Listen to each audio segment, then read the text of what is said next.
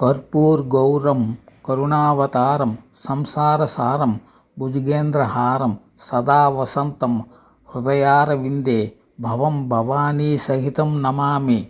కర్పూరం వంటి తెల్లని వాడు కరుణాస్వరూపుడు పామును మెడలో హారంగా ధరించి ప్రపంచ ఉనికిని సారాంశాన్ని తెలియజెప్పిన మహానుభావుడైన శివ పరమాత్ముడు ఎల్లప్పుడూ నా హృదయంలో నివసించే శివపార్వతులకు నేను నమస్కరిస్తున్నాను.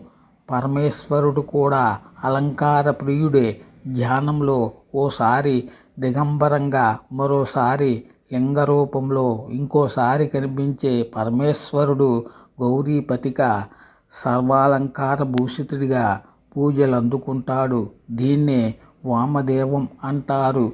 మిగిలిన రూపాల్లో కనిపించని విధంగా శివుడు అలంకరణలతో పక్కన అమ్మవారు విఘ్ననాథుడు కుమారస్వామి నందిలతో కన్నుల పండుగగా కనిపిస్తాడు.